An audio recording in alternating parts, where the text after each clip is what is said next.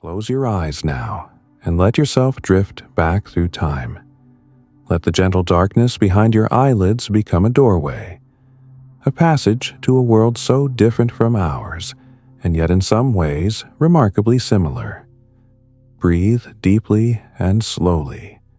Feel your body settling into comfort. And as you breathe, imagine that each exhale carries you further back through the centuries, past the industrial age, past medieval castles, past ancient Rome. Further still, back to a time when the world was young and wild. Imagine a world before smartphones, before cities of glass and steel, before even the pyramids rose in Egypt. A world where the air was cleaner than any air you have ever breathed, where the night sky blazed with stars so bright they cast shadows, where rivers ran wild and free, shaping the land with their ancient, relentless power. More than 4,000 years ago, when much of the world was still learning to farm and build simple shelters of mud and straw, something extraordinary was happening along the banks of a great river, the Indus River. Even the name carries a weight, a mystery, a sense of deep time. It flowed then as it flows today, carving its path through what we now call Pakistan and northwestern India. A mighty waterway, beginning its journey in the high Himalayas where snow and ice feed its origins. From those distant peaks, the water tumbles down through mountain valleys, gathering strength. By the time it reaches the plains, it is a force of nature, wide and powerful. The river was predictable in its rhythms, which made it precious beyond measure. Twice each year, with dependable regularity, it would swell with floodwaters. Once in the spring when the mountain snows melted, again in summer when monsoon rains filled its tributaries. This flooding was not a disaster, but a gift. The waters would spread across the flat plains, gentle and nurturing, and when they receded, they left behind a treasure, rich, dark, fertile silt. This gift of the floods transformed the land. The soil became perfect for growing crops. Wheat and barley could be planted and would grow tall and strong. Cotton, one of humanity's most important plants, flourished in these fields. Dates hung heavy on palm trees that lined the river banks. Sesame and melons, peas and rice. The bounty was remarkable, enough to feed not just families, but thousands upon thousands of people. And where there is abundance, civilization can grow. But if you could stand on the banks of the Indus River back then, around the year 2500 before our common era, you would see something that would truly leave you breathless. Cities. Not small villages of a few hundred people, not scattered settlement with simple huts, but real cities, planned and built with a precision that seems almost impossible for that ancient time. Cities that would cover hundreds of acres of land, cities that would house tens of thousands of people living in close proximity. Cities built with mathematical precision and urban planning that would not be matched again for thousands of years. The largest of these cities was Mohenjo-Daro, whose name in the local Sindhi language means Mound of the Dead. Though when it was alive, when it was thriving, it must have had a different name, a name in a language we can no longer speak. A name that meant home to the people who lived there. Picture yourself walking through the streets of Mohenjo-Daro on a warm evening as the day's heat begins to fade. The sun is setting, casting long golden shadows across streets that run perfectly straight. not winding paths that follow the contours of land, but deliberately planned avenues intersecting at precise right angles like a modern city grid. This was not accident or chance. This was design, intention, mathematics made manifest in brick and mortar. Your bare feet, or perhaps feet in simple leather sandals, a touch-baked bricks beneath you. But these are not random stones or cobbles. Each brick is the exact same size as every other brick. The proportions are precise, a ratio of 1 to 2 to 4 in their dimensions. They fit together with almost no gaps, laid with such care and skill that they have lasted more than 4,000 years. Some still lie exactly where ancient masons placed them, as true and level as the day they were set. The street beneath you is not just any street. It has been planned with the same care an engineer today might plan a highway. The width is standardized. The main avenues are about 10 meters wide, spacious enough for carts to pass each other. Smaller lanes branch off, leading to residential neighborhoods. And beneath it all, hidden from view but absolutely essential, runs something even more remarkable: a drainage system. Not a simple open ditch that would breed disease and fill the air with stench, but a covered network of precisely fitted bricks, each channel sloping at exactly the right angle to carry water away from homes. The engineers who designed this understood gravity and flow. They calculated slopes of about 1 in 40, just enough to keep water moving without it rushing too fast and eroding the channel. Every house in the city connects to this underground network. Every single one. Rich families living in large courtyard homes with multiple rooms, and modest families in smaller dwellings with just a few spaces. All have the same access to this sophisticated sanitation system. There is something quietly democratic about it. Something that speaks of a society that valued cleanliness and public health in ways that would not be seen again for millennia. Think about that for a moment. In ancient Rome, 1,000 years later, the wealthy would have elaborate private baths, but the poor would have nothing. In medieval European cities, 2,000 years after Mohenjo-Daro, people would throw waste into the streets. Disease would spread unchecked through crowded neighborhoods. But here, in this ancient city on the Indus, everyone had access to proper drainage. Everyone. As you walk these ancient streets in your mind, let yourself notice more details. Houses made of those same standardized bricks, their walls straight and sturdy, built to last. Some homes rise 2 stories high, others 3. Imagine looking up and seeing windows on upper floors, perhaps shuttered against the afternoon sun. Imagine smoke rising from cooking fires on rooftops where families would go in the evening to catch the breeze.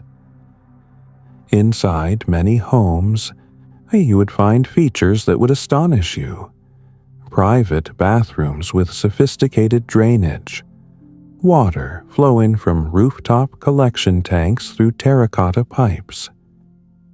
These pipes were fitted together with such skill that they remained watertight for years.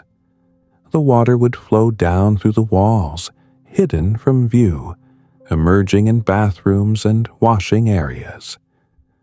Some homes even had what appeared to be early flush toilets. A small room with a hole in the floor, the hole connected to a carefully engineered clay pipe. A jar of water, drawn fresh from the household well, it would be poured down. and the waste would be flushed away through that pipe into the street drain system. From there, it would flow to collection pits outside the city where it could be periodically removed, perhaps to be used as fertilizer in the fields. Nothing wasted, everything planned. Wells dot the city like jewels scattered across the landscape. More than 700 wells in Mohenjo-Daro alone. Imagine that. 700 wells for a city of perhaps 30 to 50,000 people. That is roughly one well for every 50 to 70 people. Each well was carefully constructed with precisely fitted bricks, creating a circular shaft that descended deep into the water table. The wells were public resources, neighborhood gathering places. In the cool of the morning, women would come to draw water in large pottery jars. Children would play nearby. Neighbors would exchange news and gossip. The wells were more than just water sources. They were the social heart of each neighborhood. Clean water for drinking, for cooking, for washing, for all the daily rituals of life in a thriving city. And then there is the Great Bath. Let yourself picture this remarkable structure, a large rectangular pool approximately 12 meters long and 7 meters wide, descending about 2.4 meters deep into the ground. The floor and walls are made of precisely fitted baked bricks. But not just any bricks. These are set in a layer of plaster made from gypsum. Then another layer of bitumen, a natural tar-like substance that makes the pool watertight.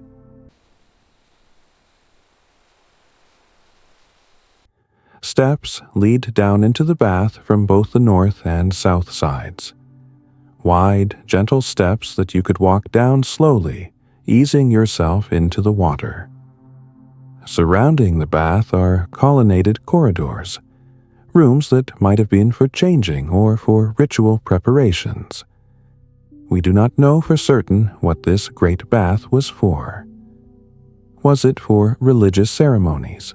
Ritual purification before worship? Was it for community gatherings, a place where citizens could meet and discuss important matters? Was it simply for bathing, for the pleasure and health benefits of immersing oneself in clean water on a hot day? Perhaps it was all of these things. Perhaps it served different purposes at different times. All we can say with certainty is that someone cared enough to build it well with materials and craftsmanship that have endured for more than 4 millennia, to make it beautiful as well as functional, with its elegant steps and surrounding porticos. The people who built this bath left no written explanation that we can read, no inscription saying, "This is a temple bath," or "This is for the community." And here, in this silence, is where our story begins to hold its deepest mystery. Because you see, these people, so skilled in engineering and urban planning, are so advanced in their understanding of mathematics and hydraulics, they had a writing system. Hundreds, even thousands of objects have been found bearing carefully carved symbols. Small seals, usually square, made of soft stone called steatite. Each seal is a miniature work of art. On one side, an image, perhaps a powerful bull with a massive hump, rendered with elegant flowing lines, or a figure seated in what looks like meditation, surrounded by animals, or a mythical creature that looks like a unicorn, though it probably represents something else to them. These images are carved with skill and care. You can see the artist's understanding of anatomy and how the bull's muscles are suggested. You can see their sense of composition and how the elements are arranged. And alongside these beautiful images, rows of characters, the Indus script, symbols that look deliberate, purposeful, meaningful. Some symbols appear again and again. Others are rare, appearing on only a handful of seals. Scholars have counted approximately 400 different symbols in total across all known inscriptions. But a core group of about 67 symbols accounts for roughly 80% of all the writing that has been found. This suggests a structured system, and not random decoration. These symbols were meant to be read.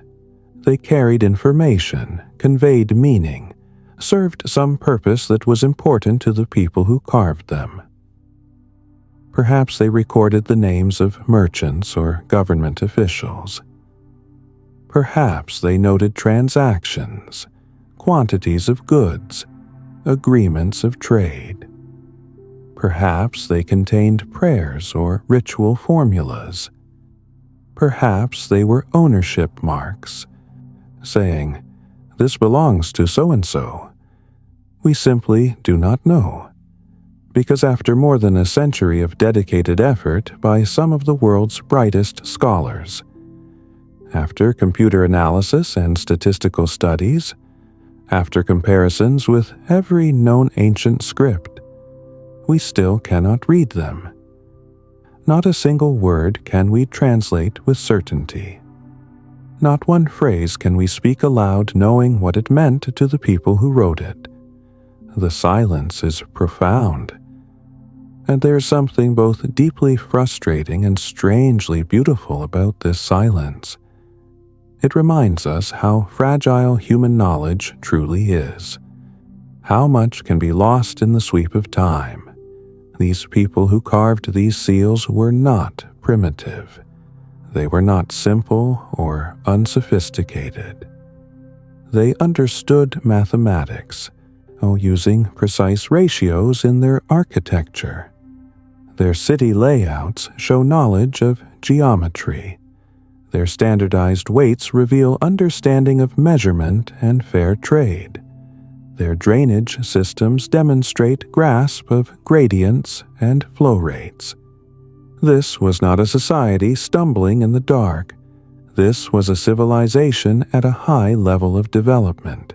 And yet their thoughts, their poetry, their business records, their prayers, all remain locked behind symbols we cannot decipher.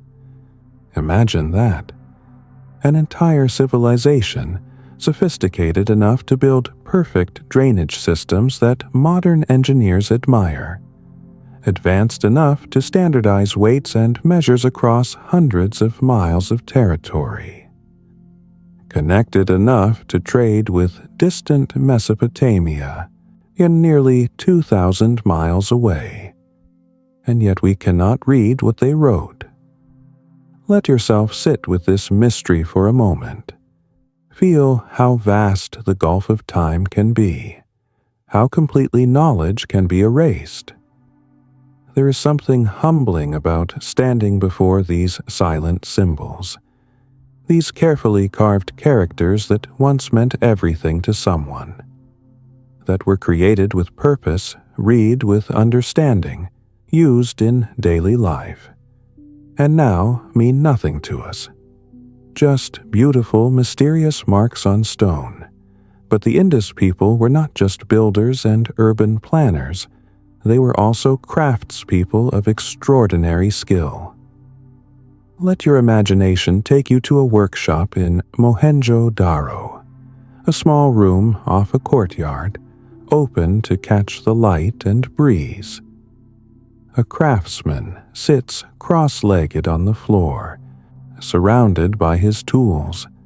Before him is a piece of carnelian, a semi-precious stone of warm orange-red color. He has been working on this bead for days. First, carefully selecting the stone, looking for the right quality, the right color. Then grinding it into shape, a barrel-shaped bead about the size of your thumb. Now comes the most delicate part. He takes a thin copper drill, so thin it looks like a wire. He dips it in water mixed with a tiny amount of abrasive stone dust. With infinite patience, he begins to drill a hole through the length of the bead. This is not a quick process.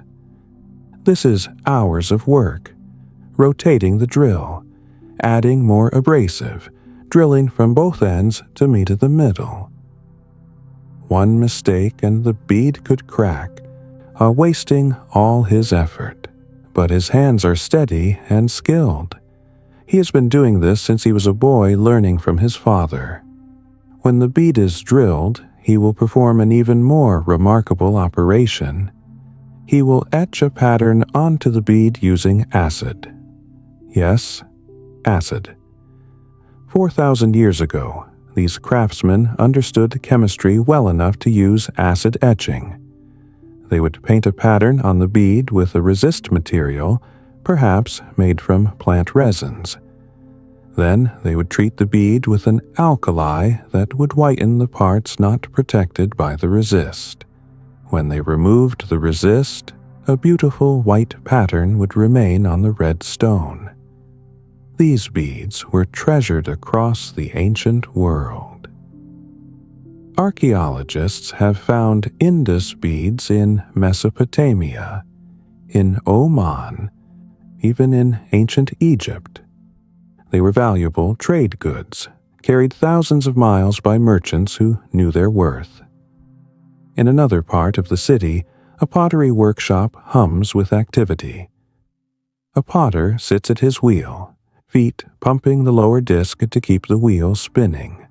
His hands, wet with clay-filled water, shape a large storage jar.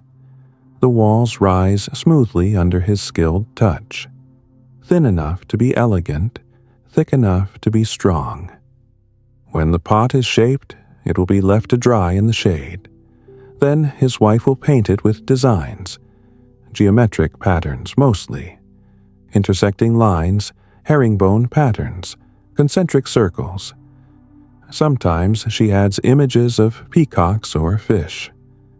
After painting, the pot will go into the kiln to be fired. The kiln is a sophisticated structure, built to reach high temperatures. Controlled vents allow the potter to regulate the heat and the amount of oxygen. This determines the final color of the pottery. Reduction firing with less oxygen creates darker gray-black pottery. Oxidation firing with more oxygen creates lighter red-orange pottery. They understand the chemistry of firing, even if they would not use those words.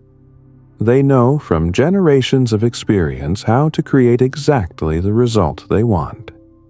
In the metalworking quarter of the city, the sound of hammering rings out. A smith works with copper, heating it in a crucible over a hot fire. The Indus people have learned to mix copper with tin to create bronze. This alloy is harder than pure copper, better for tools and weapons. They make axes and chisels, knives and fishhooks. They create small figurines of animals and dancers. One of the most famous objects from this civilization is a small bronze statue, just over 10 centimeters tall. A young girl, naked, one hand on her hip in a pose of confidence, her other arm loaded with bangles, more than 20 of them running up her forearm. She wears a necklace, but nothing else, and her expression is one of such sass and attitude. She looks like she knows exactly who she is and is completely comfortable in her own skin. Modern viewers have named her the dancing girl, though we do not know if she is dancing.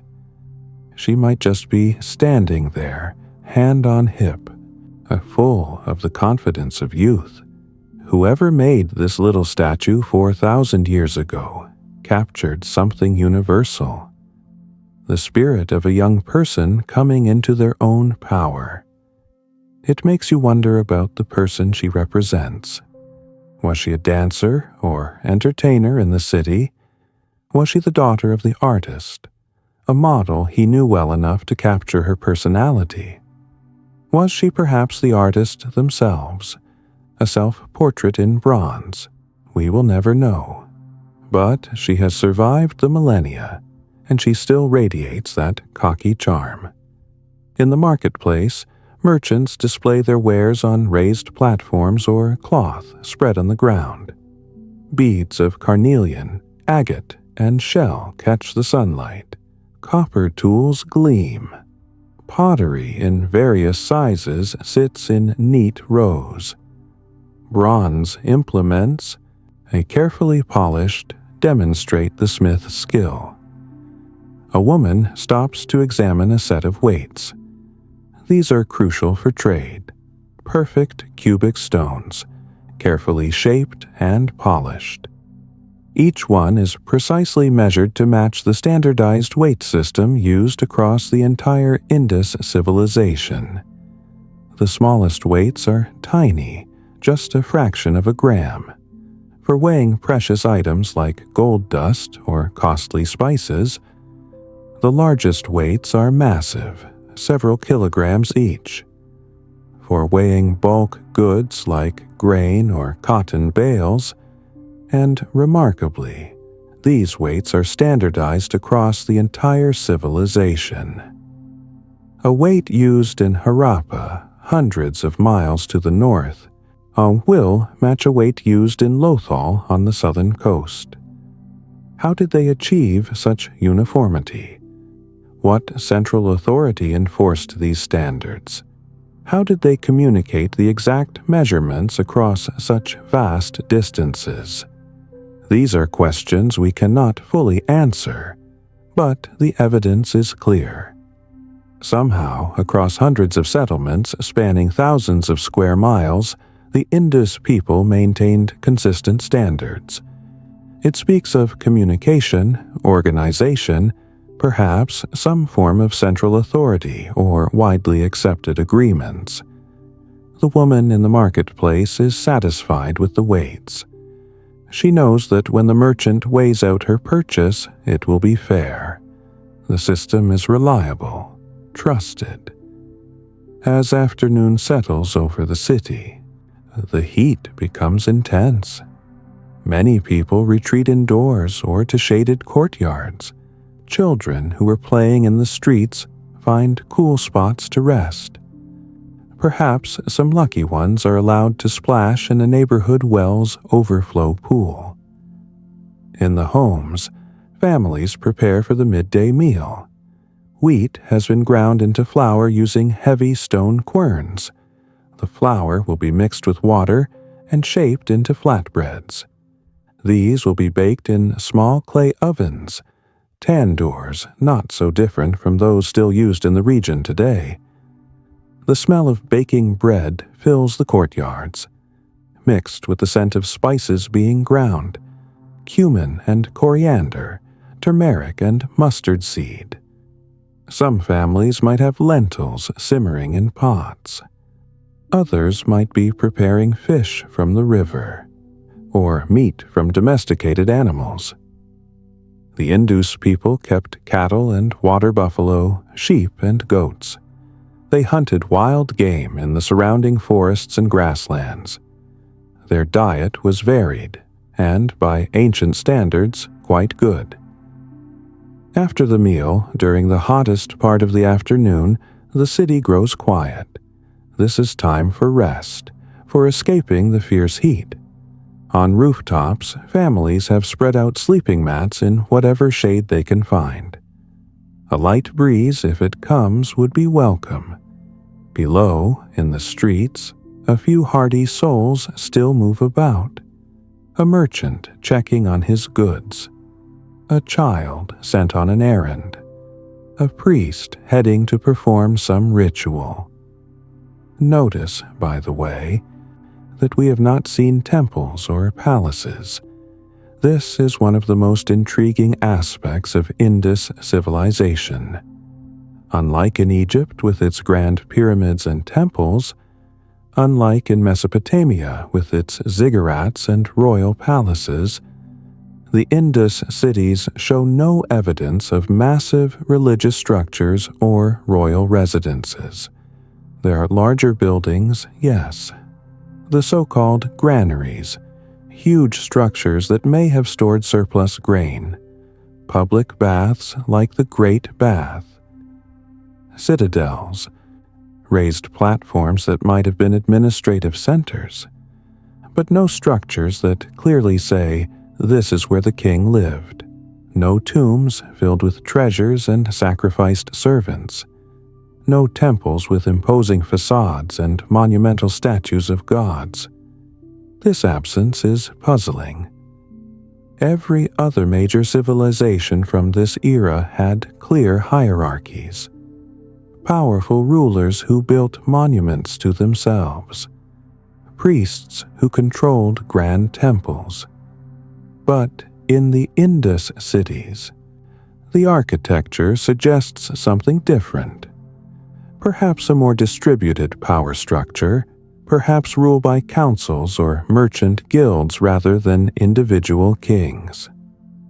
Perhaps a society where practical concerns like urban planning and trade took precedence over displays of individual power. Or perhaps their power and religion were expressed in ways we do not yet recognize. Perhaps the seals themselves were religious objects. Perhaps the Great Bath was the equivalent of their temple. Perhaps their understanding of the sacred was so different from ours that we cannot see it in the archaeological record. This is part of the frustration and wonder of studying a civilization whose writing we cannot read. So much remains open to interpretation, to speculation, to mystery. As the afternoon wanes and evening approaches, the city begins to stir again. The worst heat has passed. People emerge from their rest. The marketplace reopens with renewed energy. Merchants who had packed away their goods during the heat now lay them out again.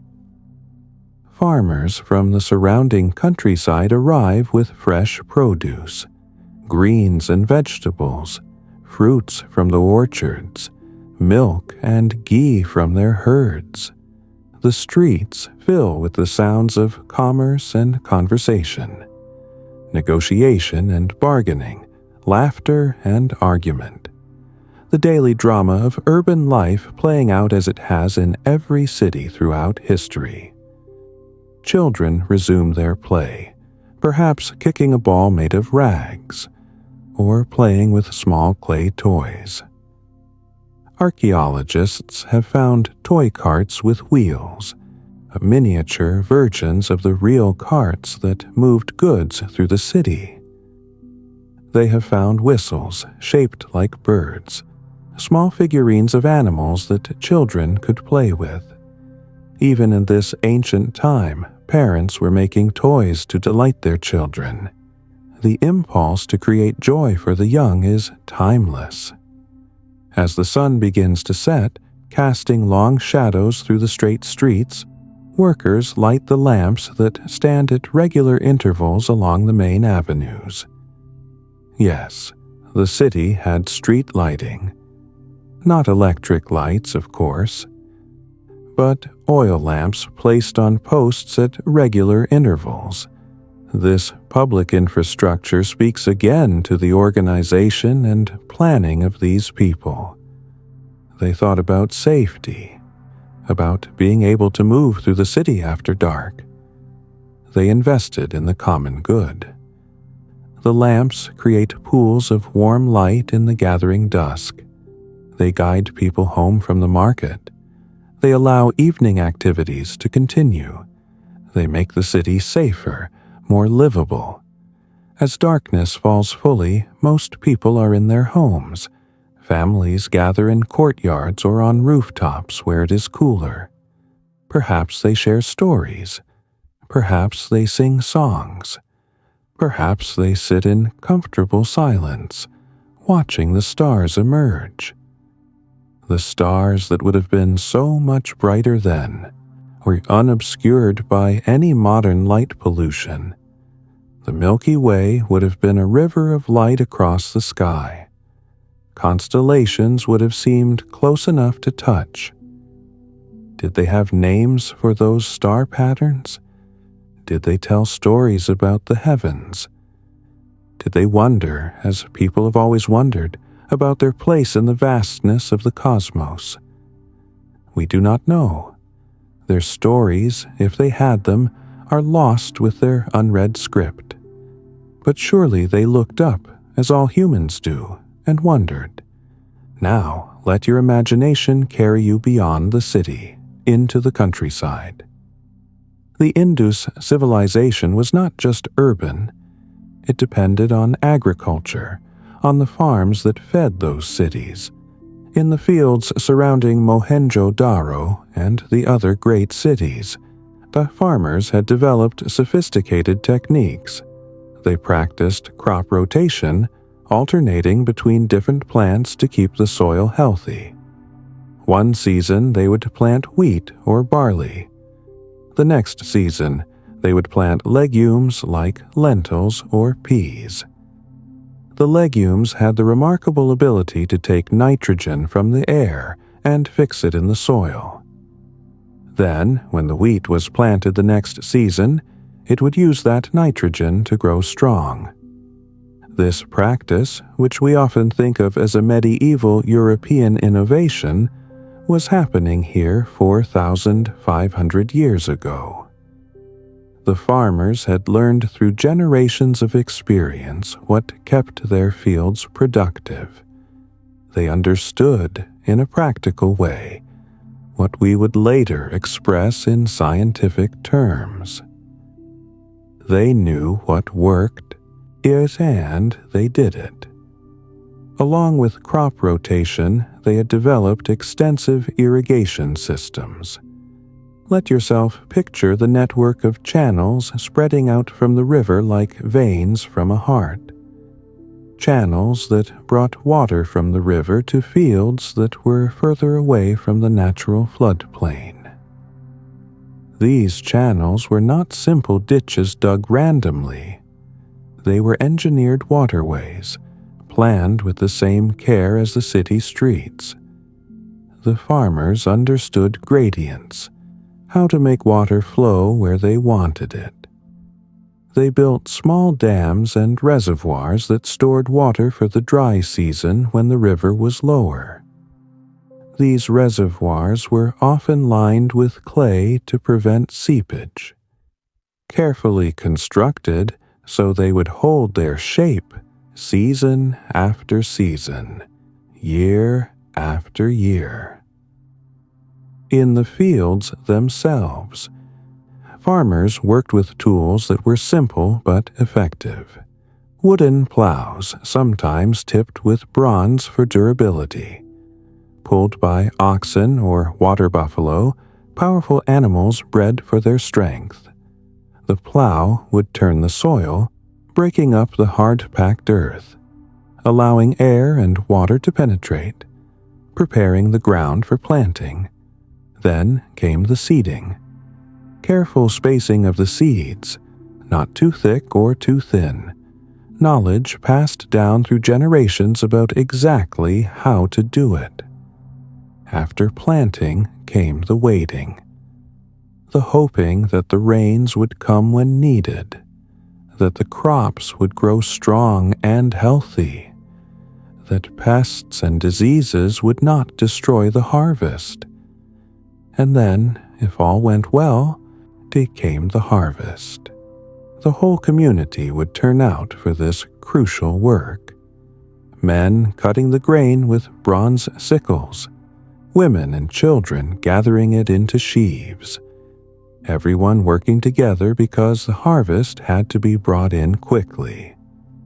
Before weather or animals could damage it, the grain would be threshed, separating the edible seeds from the stalks and chaff. This was done by spreading the grain on a hard surface and having animals walk over it, or by beating it with flails. The rhythmic sounds of harvest repeated across countless villages.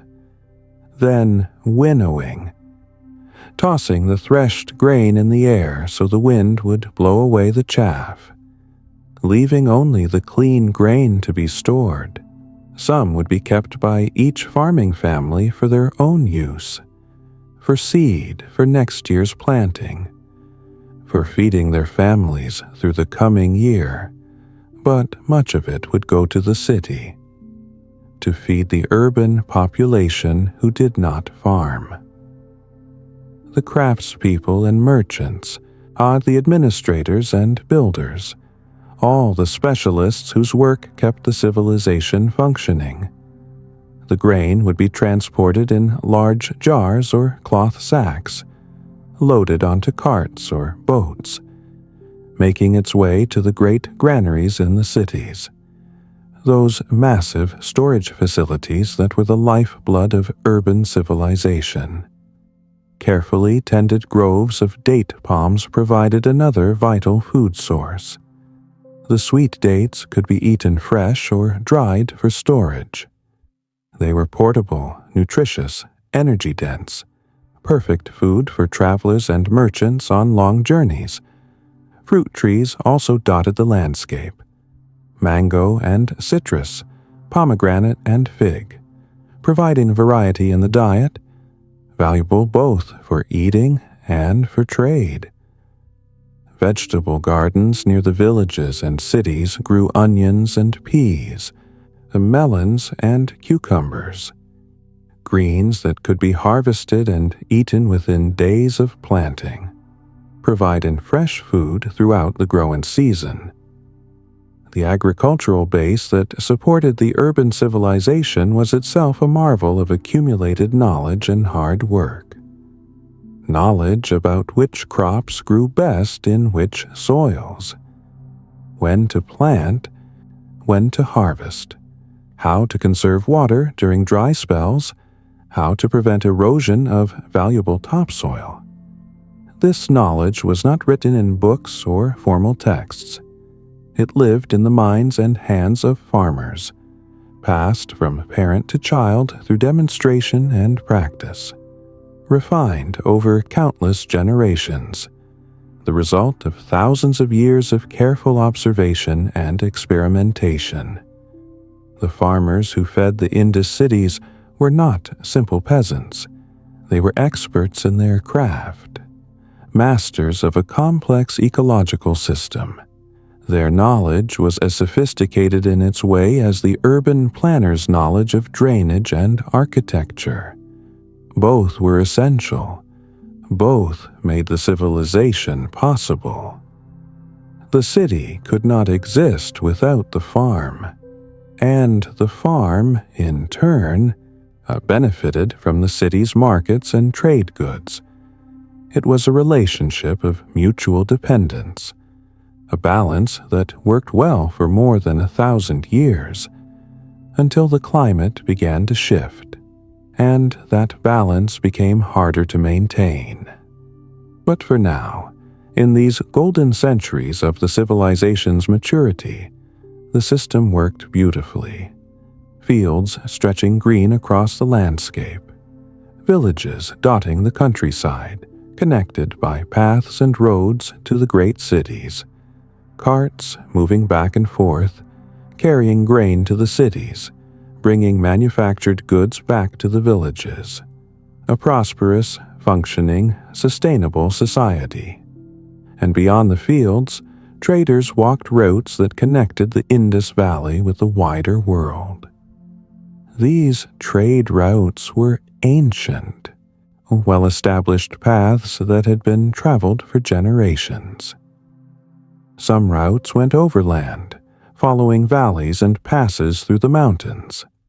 These were difficult journeys, taking months to complete. caravans would have to cross harsh deserts where water was scarce, navigate mountain passes where snow could close the route for much of the year, deal with the constant threat of bandits who preyed on wealthy merchants. But the rewards made the risks worthwhile. The goods they carried were valuable, sought after in distant lands. Other routes were maritime, following the coastline or even venturing out into the open ocean. The Indus people were not just great builders on land, they were also skilled sailors, understanding the ways of the sea.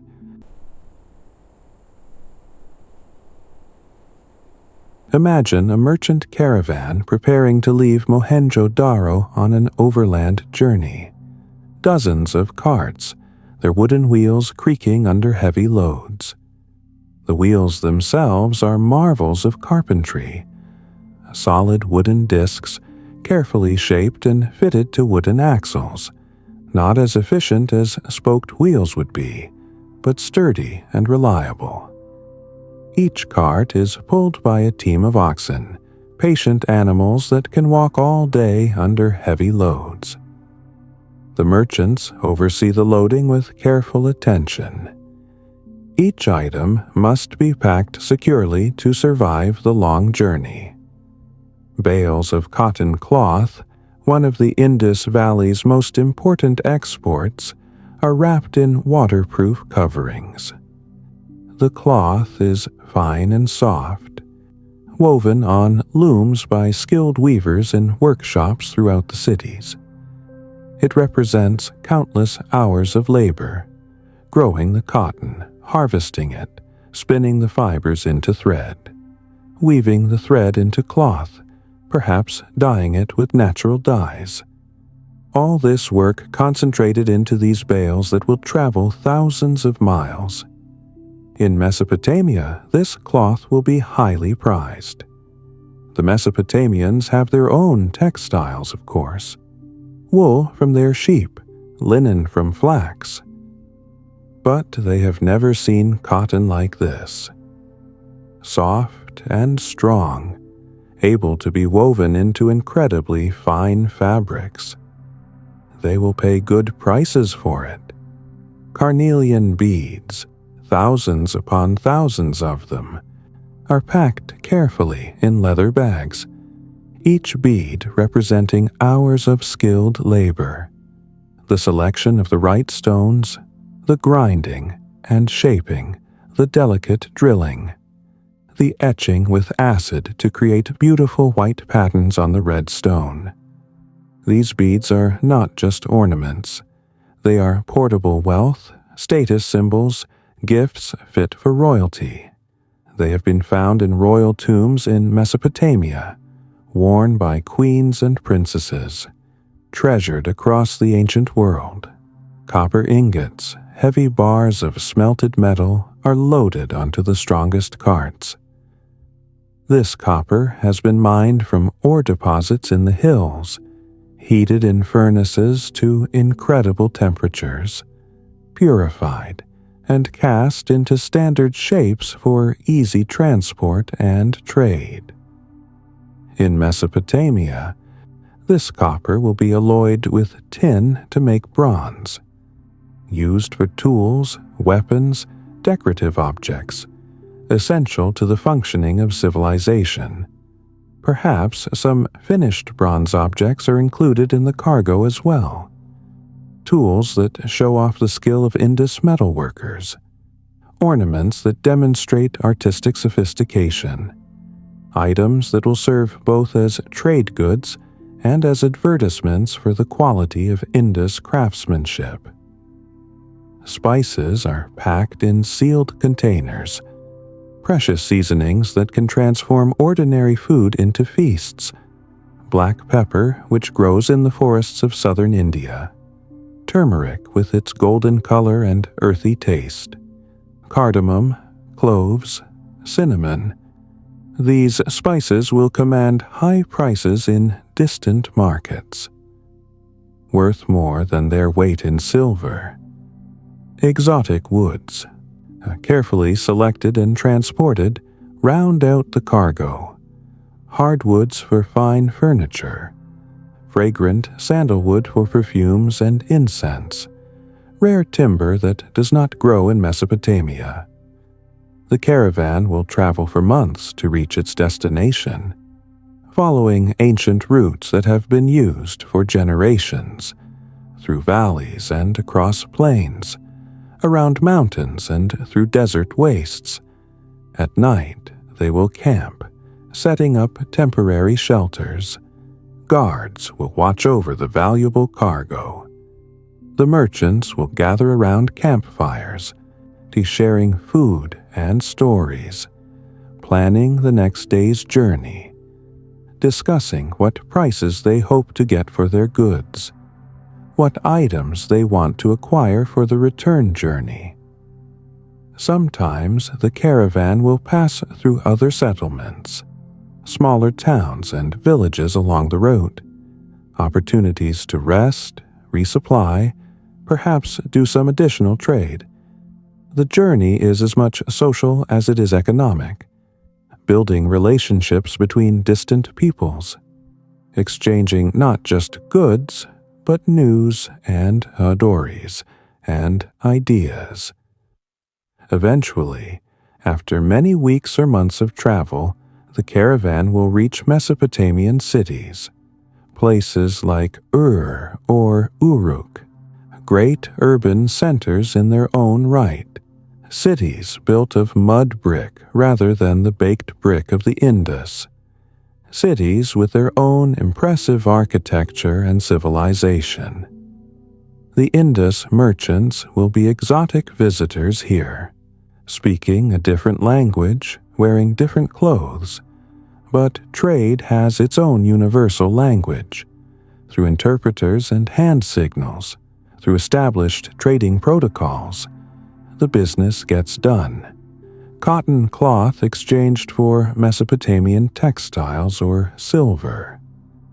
Carnelian beads traded for lapis lazuli from Afghanistan. Copper swapped for tin, needed to make bronze back home. Spices bartered for exotic goods unavailable in the Indus Valley. And stories are exchanged too.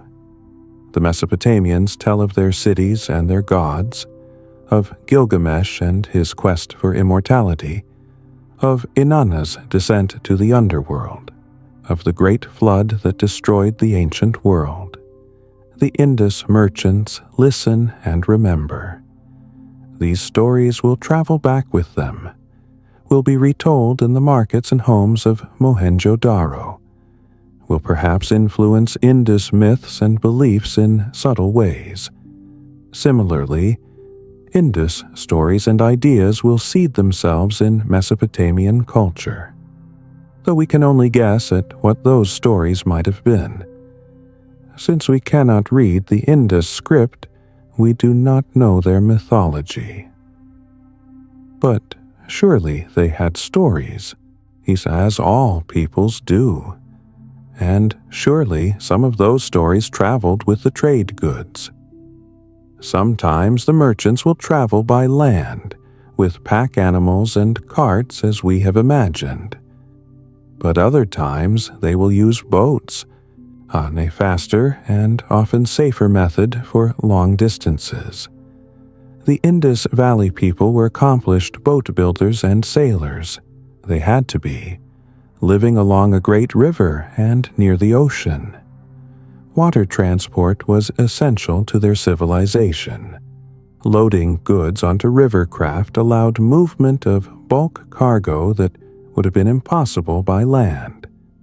One boat could carry what would take dozens of carts, and do it faster and with less effort.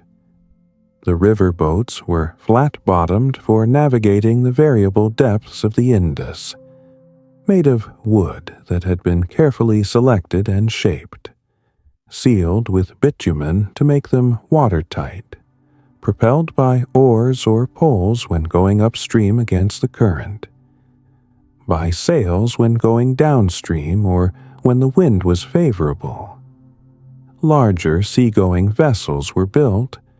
At coastal ports like Lothal, these ships were designed to handle both river navigation and ocean voyages. They had to be sturdy enough to withstand ocean waves, yet still able to navigate into shallow coastal waters and river mouths. The Indus shipwrights developed a unique design. Flat-bottomed like the river boats, without a deep keel.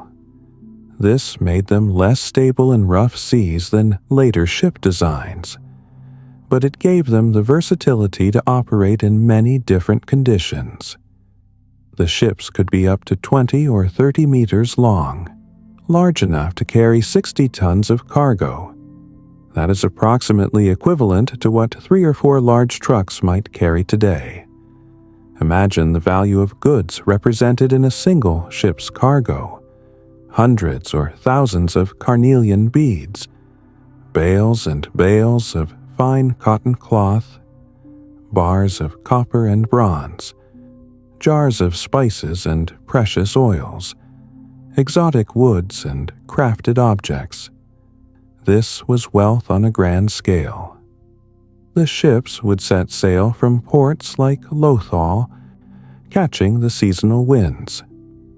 The monsoon winds that blow predictably in patterns the sailors knew well. One season they blow from the southwest, perfect for sailing west toward the Arabian Gulf. 6 months later they reverse, blowing from the northeast, ideal for the return journey. Working with these winds, Indus sailors could plan voyages with reasonable confidence. The journey to Mesopotamia by sea might take weeks rather than the months required by land, following the coastline for safety, stopping at intermediate ports along the way for water and supplies, perhaps trading at each stop, so that the cargo evolved as the journey progressed. Archaeological evidence shows that Indus merchants established trading settlements along the Gulf Coast, in what is now Oman and the United Arab Emirates. These were probably permanent communities, Indus families living far from home, serving as intermediaries in the long-distance trade, operating warehouses, repairing ships, hosting traveling merchants, creating a network that connected the Indus Valley with the wider world. When the ships returned from these long voyages, they brought treasures with them. Silver from Mesopotamia, a metal not found in quantity in the Indus region. This silver would be crafted into ornaments and prestigious objects. Lapis lazuli, that incredibly beautiful deep blue stone, mined in the mountains of Afghanistan, transported across vast distances because of its prized color. Used to make beads and inlays, decorative objects for the wealthy. Gold from various sources to be crafted into jewelry. Exotic stones and shells, woods and textiles from distant lands, and always, inevitably, ideas. Artistic motifs that would influence Indus craftspeople. Technological innovations that could be adapted. Stories and concepts that would enrich Indus culture. This exchange, this connection with the wider world, was crucial to Indus civilization. It brought wealth, certainly, but it also brought variety, innovation, fresh perspectives. It prevented stagnation. It kept the civilization dynamic and evolving. The merchants who made these journeys were adventurers as well as businessmen. Brave enough to face the risks of long travel, smart enough to navigate complex negotiations in foreign lands, connected enough to maintain networks across vast distances. They were the cosmopolitan citizens of their age. At home in Mohenjo-Daro, but equally comfortable in the markets of speaking multiple languages, understanding multiple cultures, bridge builders between civilizations, and the system worked. For centuries, it worked beautifully. Goods flowing east and west, north and south. Ideas circulating through the ancient world. Different civilizations learning from each other, influencing each other while remaining distinct. When Indus merchants returned from Mesopotamia, they brought back more than just physical goods. They brought stories of those distant cities, tales of the great ziggurats rising in stepped platforms toward the sky, stories of Gilgamesh and Enkidu, their friendship and adventures, descriptions of how Mesopotamian cities were governed, news of wars and alliances between Sumerian city-states, reports of new technologies or artistic techniques.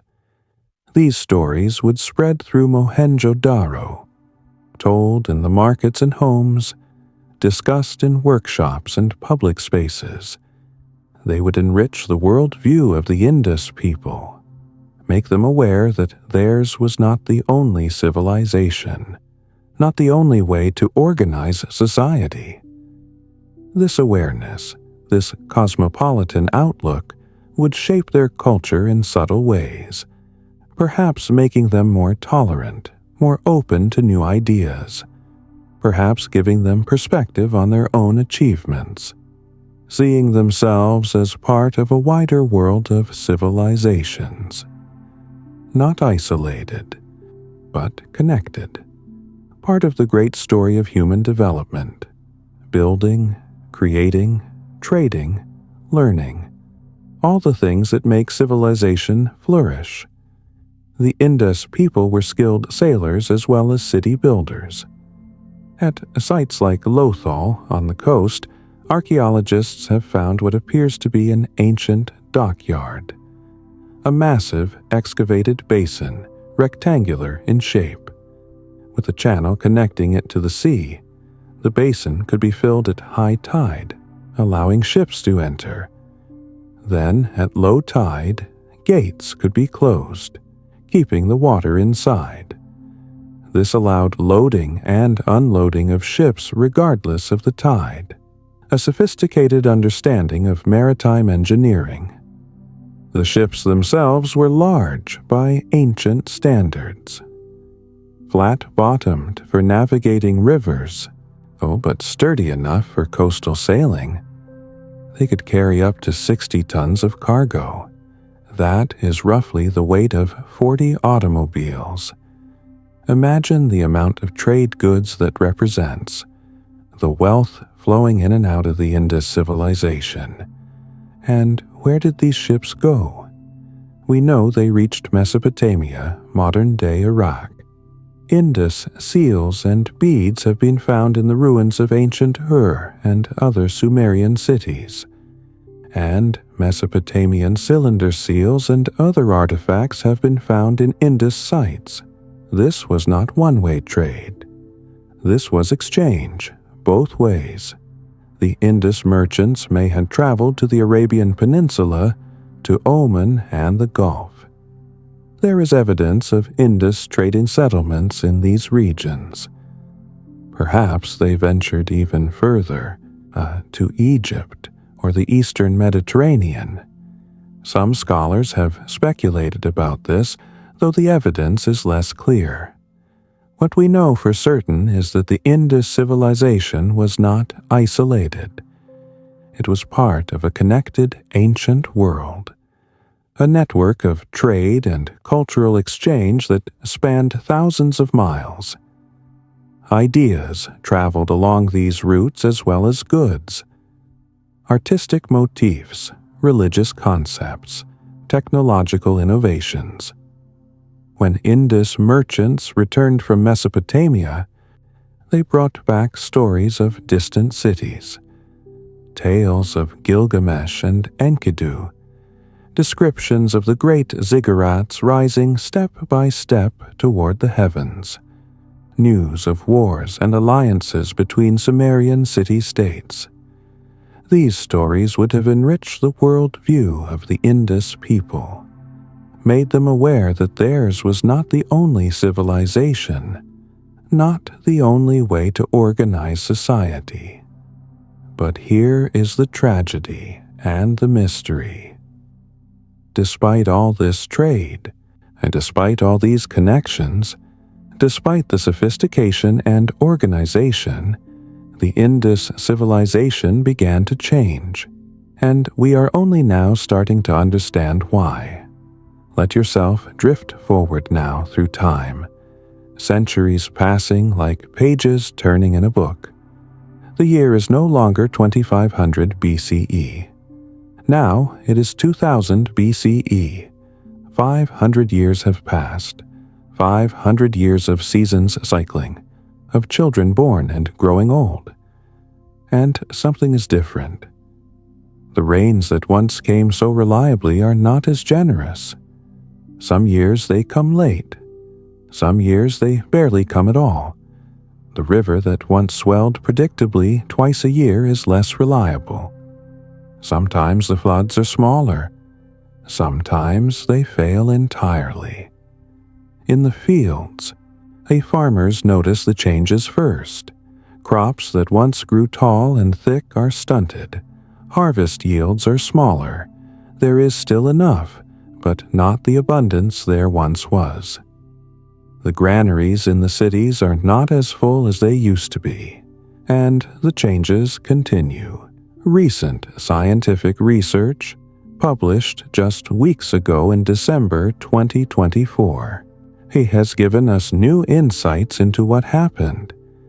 Scientists from institutions in India and the United States worked together to understand the ancient climate. They used sophisticated computer models to simulate weather patterns from 5,000 to 3,000 years ago. They compared these simulations with physical evidence from deep in caves in the Himalayas. Stalagmites and stalactites grow slowly over centuries. The rate at which they grow depends on how much water is dripping from above. When there is plenty of rain, they grow faster. When drought comes, they grow more slowly. By analyzing the chemical composition and growth rates of these formations, scientists can reconstruct ancient rainfall patterns. They also looked at sediment cores from lakes. Layers of sediment build up year by year. The composition of each layer tells a story about the climate when it was laid down. All this evidence, combined with the climate simulations, revealed something stark. Between 4,400 and 3,400 years ago, the Indus Valley region experienced 4 major droughts. These were not brief dry spells lasting a year or two. These were prolonged catastrophes. Each one lasted longer than a human lifetime. The first drought, beginning around 4,445 years ago, lasted about 87 years, nearly a century of reduced rainfall. It affected approximately 65% of the Indus Valley Civilization's territory. Rainfall decreased by about 5% compared to earlier periods. That might not sound like much, but when your civilization depends on predictable seasonal rains for agriculture, when your rivers depend on those rains to flood and deposit fertile silt, a 5% decrease can be devastating.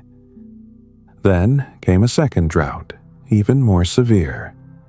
This one coincides with what climate scientists call the 4,200-year event, a global climate anomaly that affected civilizations around the world.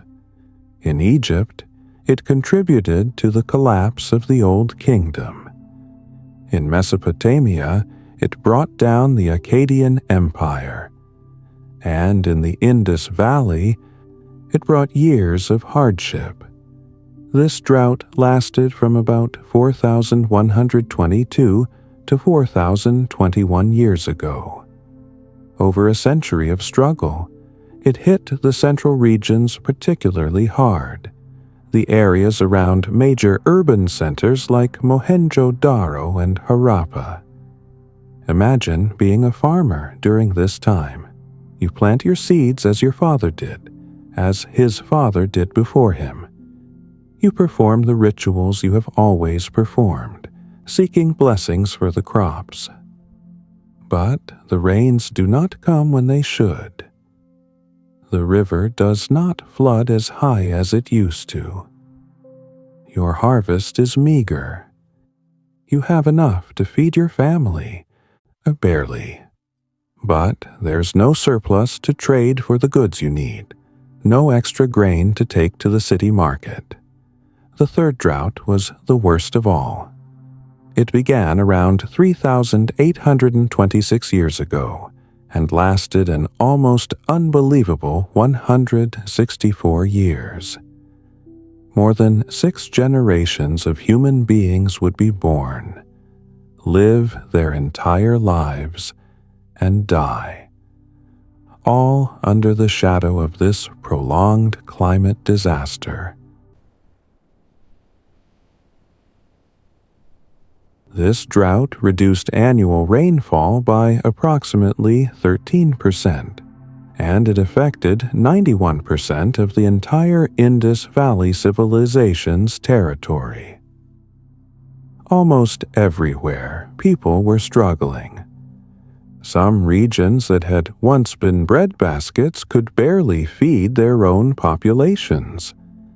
The summer monsoons, which should bring life-giving rain, were weaker. The winter rains also failed. Rivers that had been broad and powerful became smaller. Some tributaries dried up entirely for part of the year. Wells that had never failed began to run dry. The water table was dropping as less rain fell to replenish it. In the cities, the sophisticated water management systems that had served so well were under strain. Those 700 wells in Mohenjo-Daro, some of them were no longer producing water. The drains still worked, but there was less water to drain. People had to go further to find reliable water sources. And then came a fourth major drought, beginning around 3,531 years ago. This one lasted 113 years. It was unique in bringing drought conditions in both summer and winter. No season offered relief. Stream flows dropped by more than 12% in many areas, and this drought, more than any other, seems to have coincided with major changes in settlement patterns. Archaeological evidence shows that during and after this drought, there was a massive shift in where people lived. The great urban centers like Mohenjo-Daro began to depopulate. Not all at once, not in a single catastrophic event, but gradually, over decades and generations. Families made difficult choices. Should we stay here where our ancestors built these magnificent cities, where our families have lived for generations, but where water is becoming scarce and crops uncertain? Or should we move to where the climate might be more favorable, where the rains might still be reliable enough to support agriculture? Many chose to move.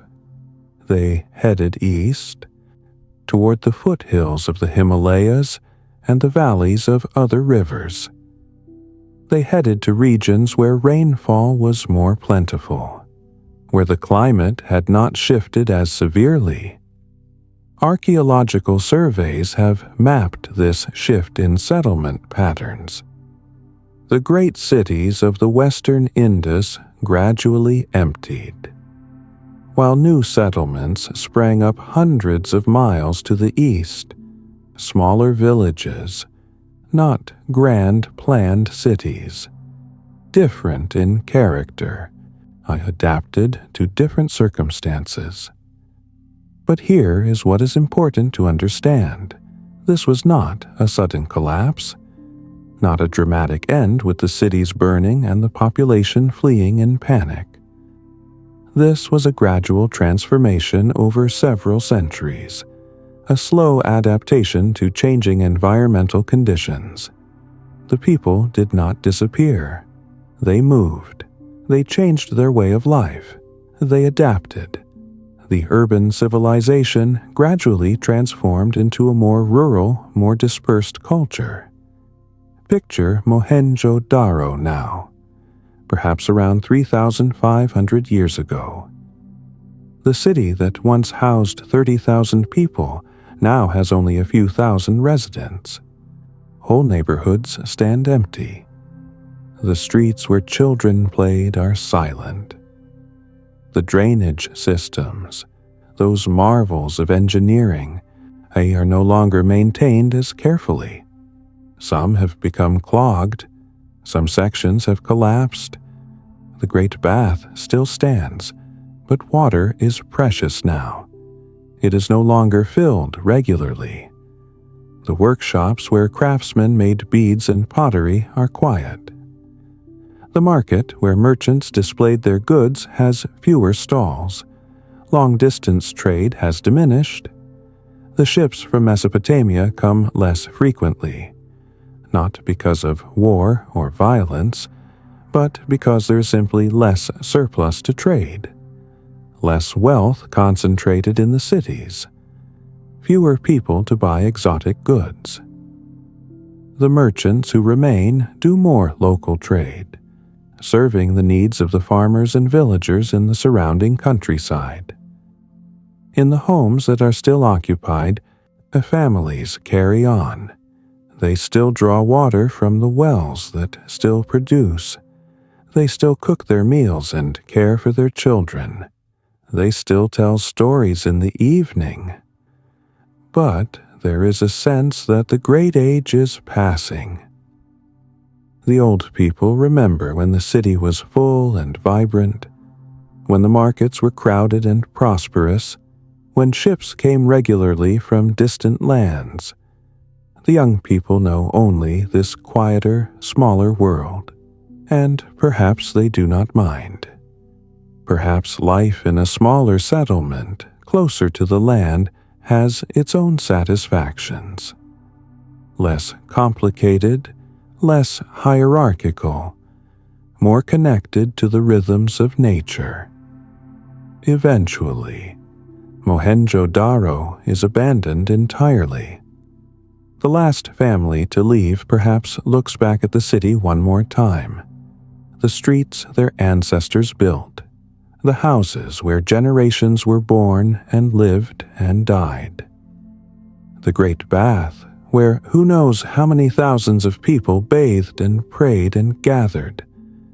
And then they turn away and walk toward a new life somewhere else. Wind and rain and time begin their slow work. Dust accumulates in the empty streets. Plants begin to grow in the cracks between bricks. Walls that are no longer maintained begin to crumble. The river shifts its course, as rivers do. What was once riverfront becomes dry land. What was once productive farmland becomes harder to cultivate. The city that was built to last forever slowly returns to the earth. Brick by brick, wall by wall, centuries pass. A millennium, 2 millennia. The ruins become mounds, hills on the landscape. Local people know them as ancient places, but the stories of who built them are lost. The writing on those seals found in the ruins means nothing to anyone. The language has been forgotten. The script is just mysterious symbols, beautiful but meaningless. By the time written history resumes in this region, more than 1,000 years later, the Indus civilization has been almost completely forgotten. New peoples have come. New languages are spoken. New cities have risen elsewhere, and the great planned cities by the Indus sleep under their covering of earth, unknown, unremembered, silently holding their secrets. It is not until the 19th century CE that the world begins to rediscover these lost cities. British colonial surveyors notice the strange mounds. They observe that local people are using old bricks from the ruins. In 1856, British engineers building a railway actually use thousands of ancient bricks from Harappa to construct the railway bed. Priceless archaeological evidence are crushed and used for railroad ballast. They had no idea what they were destroying, but some scholars began to realize something important might be buried in these mounds. In 1921 and 1922, systematic archaeological excavations began, led by John Marshall of the Archaeological Survey of India. When the excavators began to uncover the carefully planned streets, the sophisticated drainage systems, the standardized bricks, the Great Bath, the seals with their mysterious writing, the world was astonished.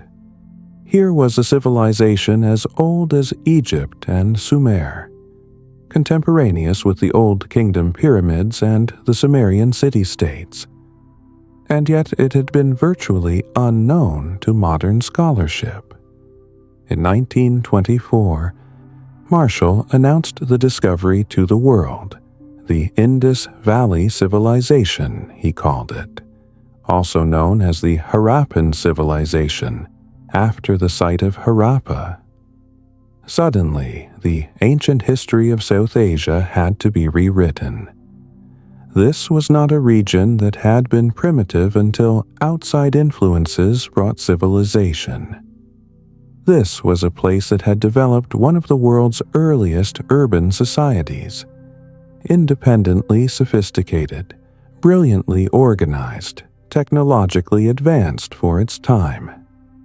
In the century since that announcement, archaeologists have found more than 1,000 Indus Valley sites, from small villages to major cities, spread across an area larger than ancient Egypt or Mesopotamia, covering parts of modern-day Pakistan, India, and even Afghanistan. They have excavated only a fraction of these sites. So much still lies buried, waiting to be discovered, and with each new excavation we learn more, but also find more mysteries. Why did they not build grand temples or palaces? How was their society organized? What did they believe about the gods and the afterlife? How exactly did their writing work? What language did they speak? These questions remain largely unanswered. The seals continue to hold their silence, those elegant symbols carved with such care 4,000 years ago. Over 5,000 inscribed objects have been found. Each inscription is short, averaging about 5 symbols.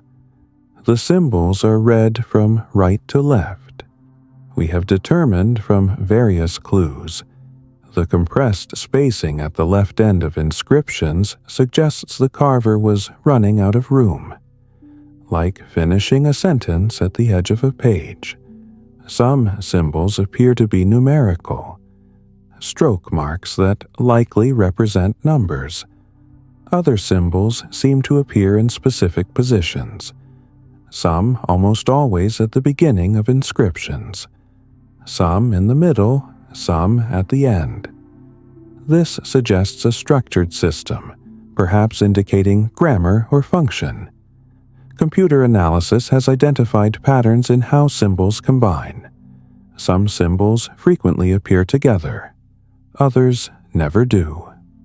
This is the kind of pattern you see in real writing systems, not in random decoration or simple owner's marks. And yet, for all this analysis, the code remains unbroken. In January 2025, just weeks ago from our current date, the government of Tamil Nadu in India announced something remarkable: a prize of $1 million for anyone who can successfully decipher the Indus script. This announcement reflects both the importance of the mystery and the frustration at its resistance to solution.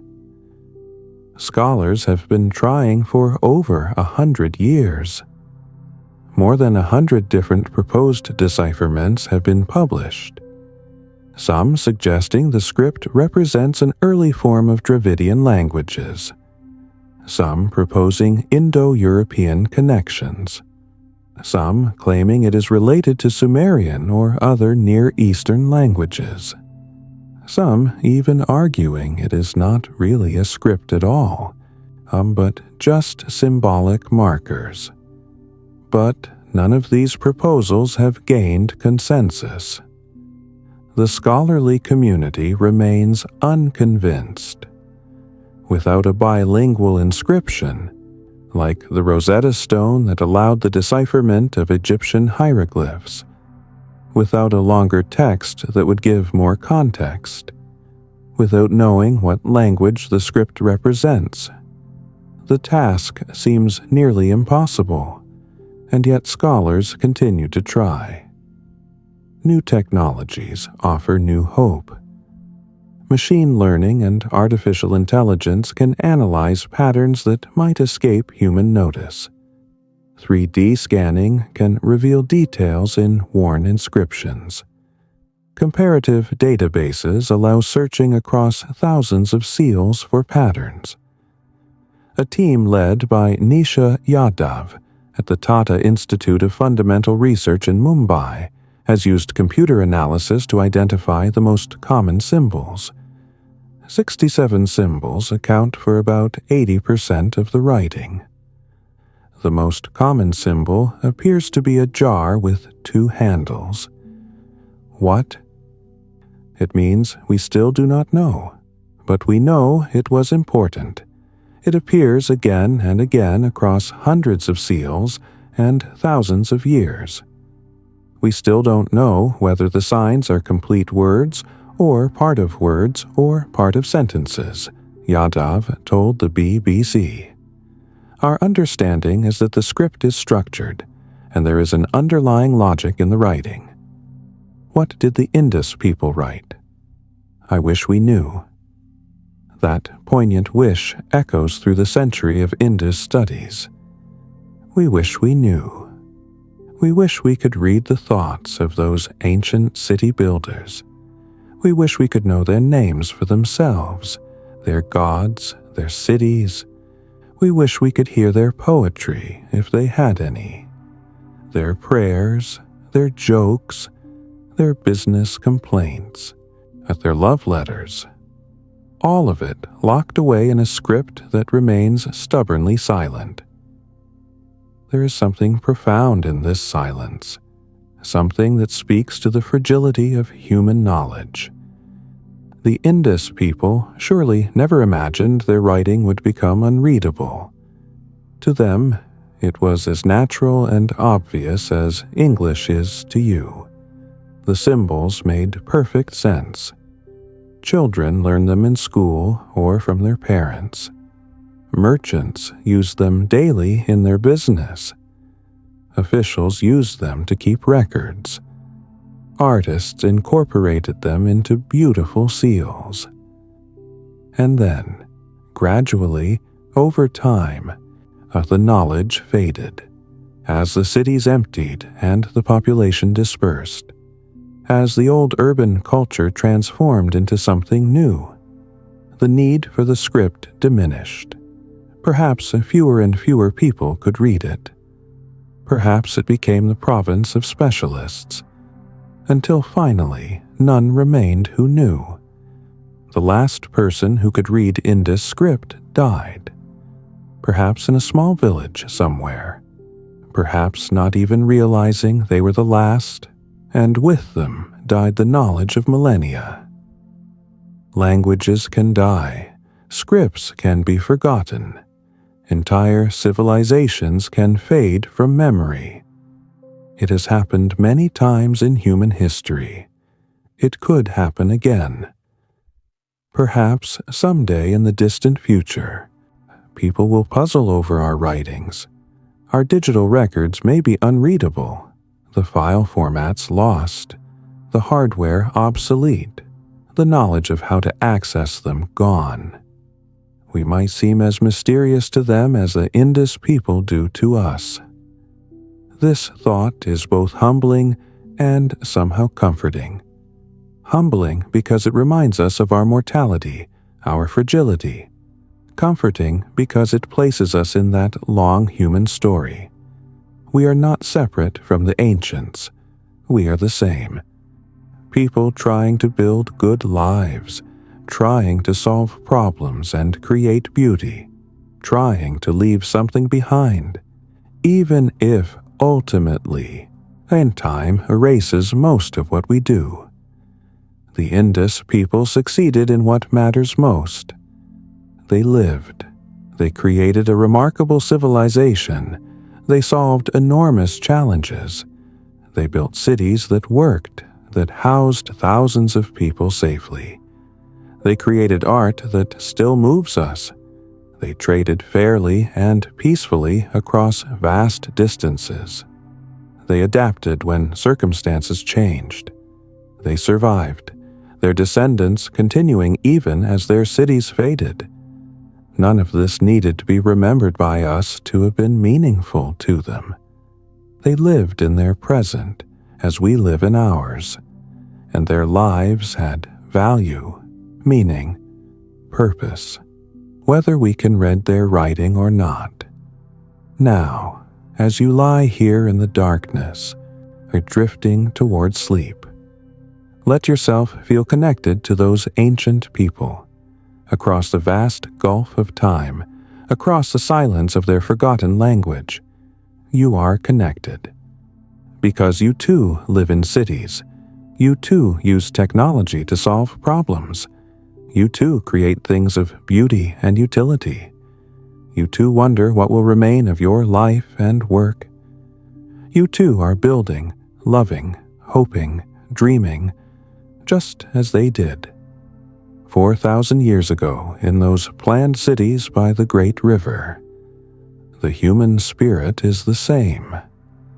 The desire to create, to build, to make a better life, the love for children and family, the satisfaction of work well done, the pleasure of beauty and art, the comfort of community and connection.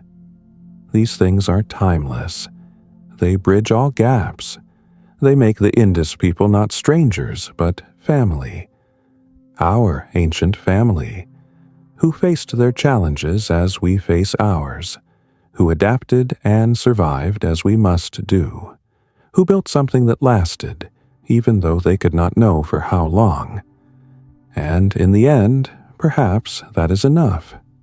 To build well, to live fully, to care for each other, to create beauty, to solve problems, to leave the world a bit better than we found it, whether anyone remembers our names, whether anyone can read our words. The doing of it, the living of it, matters. The bricks of Mohenjo-Daro still stand, more or less. After 4,000 years, the drains still show the brilliance of their engineering. The seals still show the beauty of their art.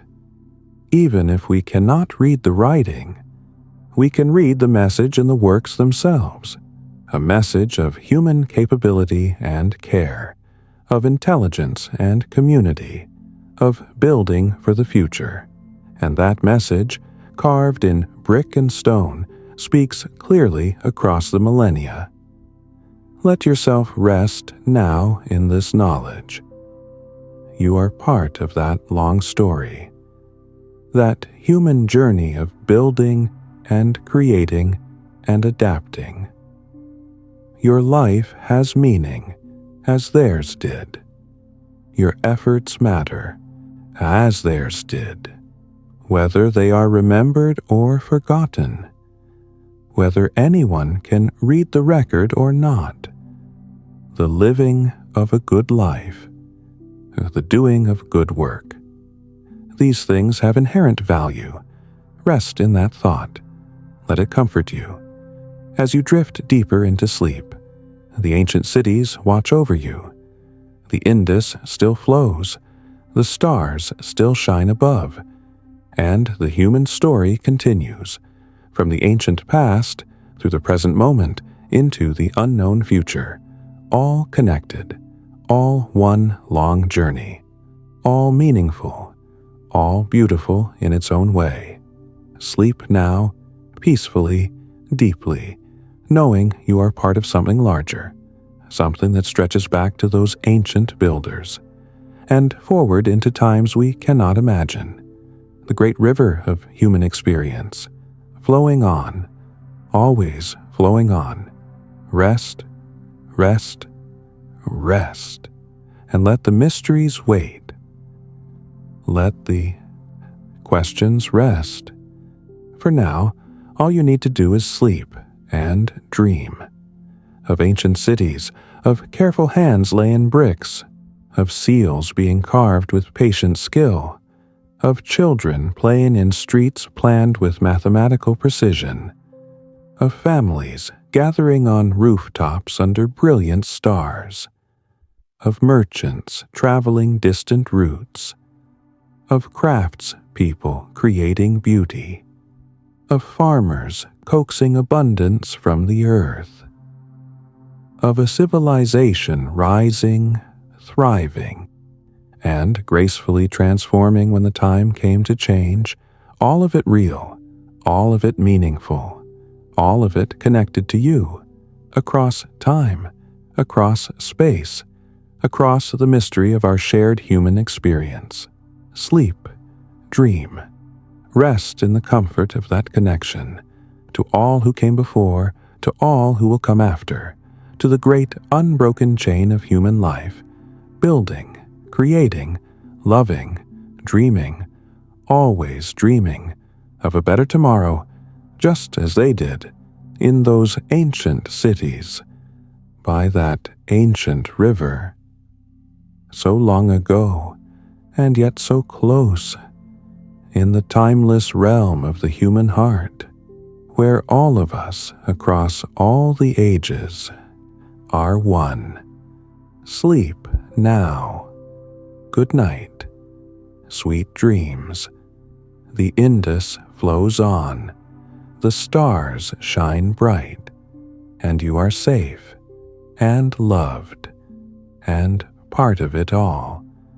Forever. Rest